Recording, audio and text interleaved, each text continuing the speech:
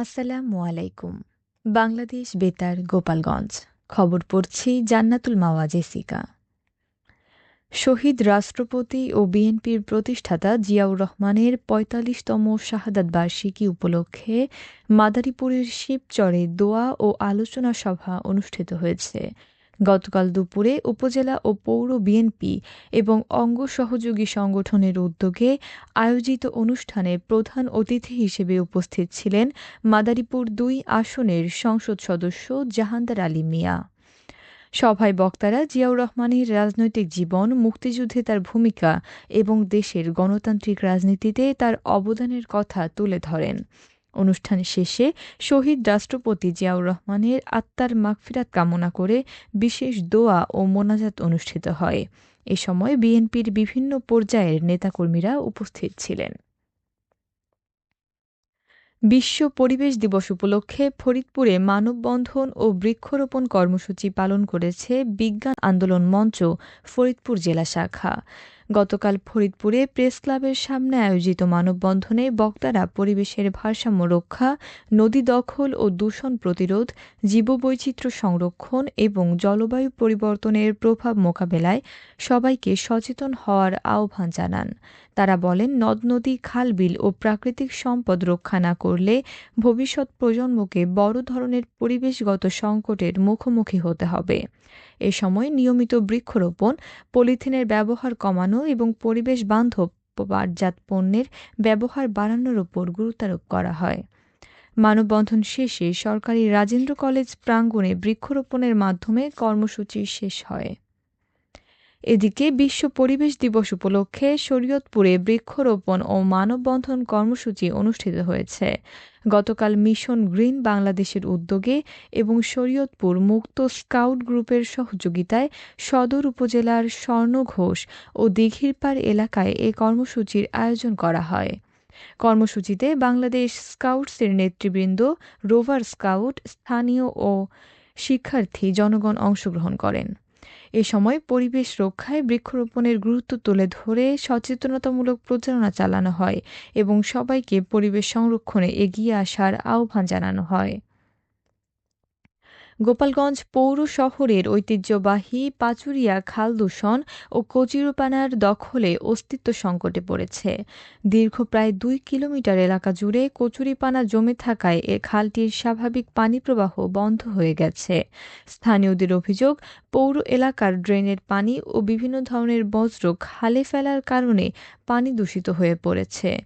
এতে খাল জুড়ে তীব্র দুর্গন্ধ ছড়াচ্ছে এবং মশা মাছির উপদ্রব বেড়ে যাওয়ায় ডেঙ্গু সহ বিভিন্ন রোগের ঝুঁকি তৈরি হয়েছে। খালটির বর্তমান অবস্থা নিয়ে উদ্বেগ প্রকাশ করেছেন এলাকাবাসী। তারা দ্রুত খাল সংস্কার ও দূষণমুক্ত করার দাবি জানিয়েছেন।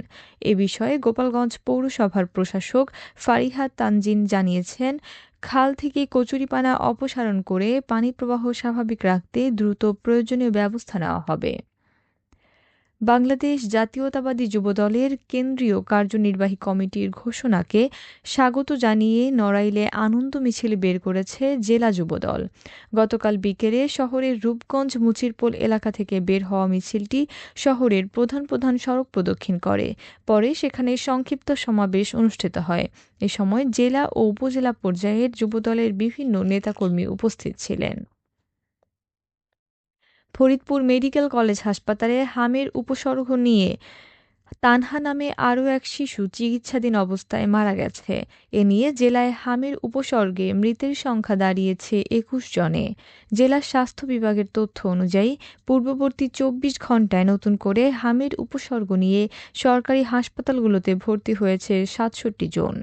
বর্তমানে চিকিৎসাধীন রয়েছে ১৭৮ জন রোগী। এ পর্যন্ত চিকিৎসা শেষে দ্রুত সুস্থ হয়ে বাড়ি ফিরেছেন ২,০৭৪ জন। হামের বিস্তার রোধে শিশুদের নিয়মিত টিকাদান কর্মসূচিতে অংশগ্রহণ, আক্রান্তদের দ্রুত চিকিৎসা গ্রহণ এবং স্বাস্থ্যবিধি মেনে চলার আহ্বান জানিয়েছেন স্বাস্থ্য বিভাগ। মাদারীপুরের কালকিনি উপজেলার ঢাকা-বরিশাল মহাসড়কের ভুরঘাটা এলাকায় বাস চাপায় আলিশা নামে ৩ বছর বয়সী এক শিশুর মৃত্যু হয়েছে। গতকাল বিকেল ৪টার দিকে এ দুর্ঘটনা ঘটে।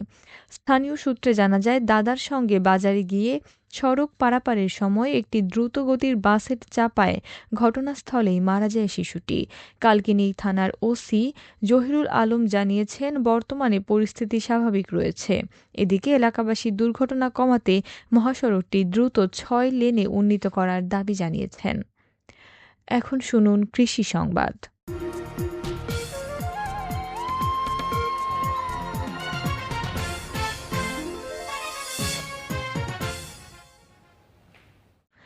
গোপালগঞ্জে চলতি অর্থবছরে ৫৪৮ হেক্টর জমিতে চীনাবাদাম চাষের লক্ষ্যমাত্রা নির্ধারণ করেছে কৃষি বিভাগ। জেলা কৃষি সম্প্রসারণ অধিদপ্তর জানিয়েছে, হেক্টর প্রতি গড়ে ২ মেট্রিক টন উৎপাদন ধরে মোট ১,০৯৬ মেট্রিক টন চীনাবাদাম উৎপাদনের লক্ষ্য নির্ধারণ করা হয়েছে। কৃষি বিভাগের আশা, আবহাওয়া অনুকূলে থাকলে ও আধুনিক কৃষি প্রযুক্তির ব্যবহারে নির্ধারিত লক্ষ্যমাত্রা অর্জন সম্ভব হবে। এতে কৃষকদের আয় বৃদ্ধি এবং জেলার কৃষি অর্থনীতিতে ইতিবাচক প্রভাব পড়বে। খেলার খবর ফুটবল।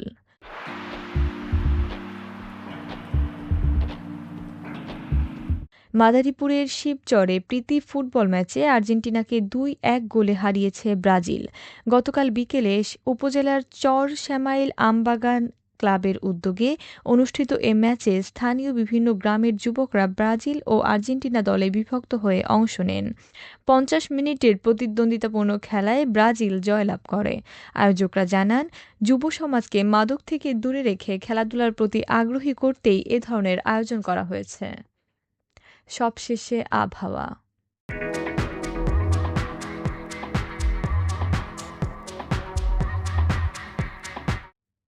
আজ বেলা ১টা পর্যন্ত আবহাওয়ার পূর্বাভাসে বলা হয়েছে, দেশের অভ্যন্তরীণ নদীবন্দরসমূহের জন্য কোনো সতর্কবার্তা নেই এবং কোনো সংকেত দেখাতে হবে না।